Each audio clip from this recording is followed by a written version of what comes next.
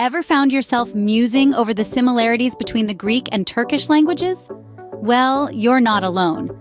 These two languages, each with their unique histories and cultural identities, share more in common than one might initially suspect.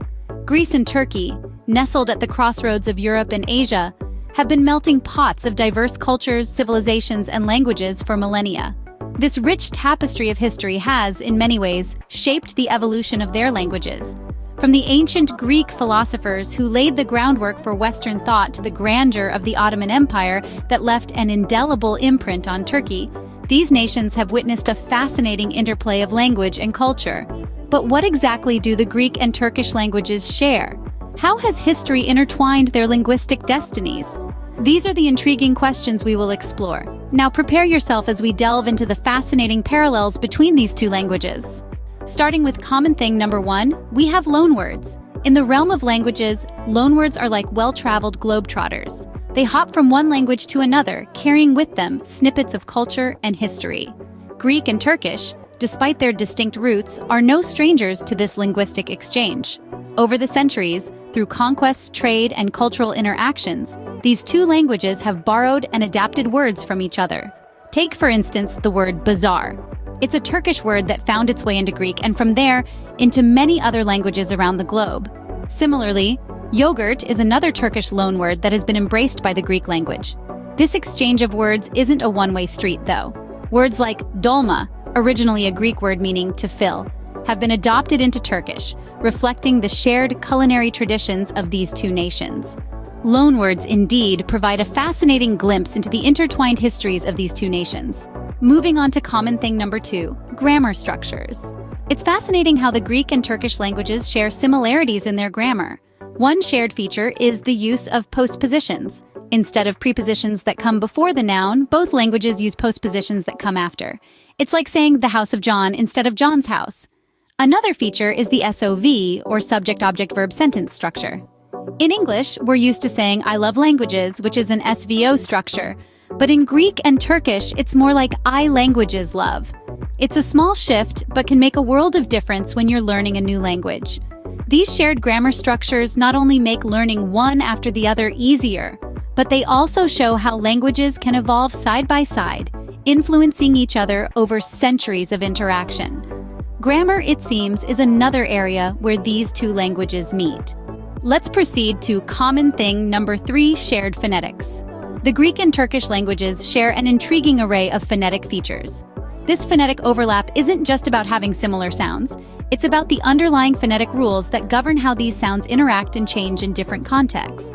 For instance, both languages have a rich collection of vowel sounds, and the way they handle consonant clusters is also remarkably similar. These shared phonetic traits add a layer of familiarity for speakers of one language trying to learn the other. But the commonalities don't stop there. The intonation patterns, the rhythm, and even the stress placement in words all bear striking resemblances. It's like a shared musical score, underlying the symphony of speech in both Greek and Turkish. These phonetic connections create a unique bond, a common linguistic rhythm that ties these languages closer together. The similar phonetics further attest to the shared linguistic heritage of these two languages. Next up is common thing number 4, common expressions. Delving into the world of idioms and phrases, we find surprising similarities between Greek and Turkish expressions. As Greek and Turkish people have actually lived together in the past, it is not weird that their expressions are the same sometimes. Greek and Turkish have the same temperament, that is why they speak the same words sometimes. These shared expressions are not mere coincidences. They are the linguistic echoes of centuries of shared history, cohabitation, and cultural exchange. Common expressions, another testament to the shared cultural history of Greece and Turkey. Finally, we have common thing number 5, the influence of Ottoman Turkish. This historical period left a profound impact on both the Greek and Turkish languages. You see, for nearly 4 centuries, the Greek language was under the influence of the Ottoman Empire. This era of history was not just about political control, but also a significant cultural exchange that deeply entwined these languages. This influence has resulted in shared linguistic features, seen in borrowed words and phrases.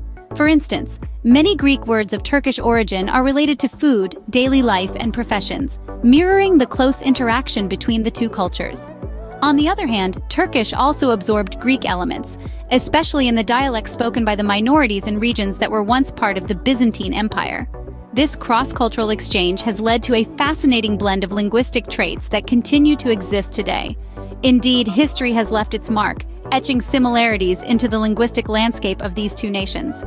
As we reach the end of our linguistic journey, let's recap the similarities we've uncovered. We delved into the intriguing world of languages, where we found connections between Greek and Turkish. Common thing number 1, loanwords, showed us how languages borrow from each other, enriching their lexicon. This led us to common thing number 2, grammar structures, where we found surprising parallels in sentence formation and syntax. Then, we explored common thing number 3, shared phonetics, revealing identical sounds in both languages. Common thing number 4 took us through common expressions, a testament to shared historical and cultural experiences. Finally, common thing number 5 highlighted the influence of Ottoman Turkish on the Greek language, an impact that's still palpable today. In the end, it's clear that languages, much like cultures, are not isolated, but rather interconnected in fascinating ways. Thank you for joining this journey into the similarities between the Greek and Turkish languages.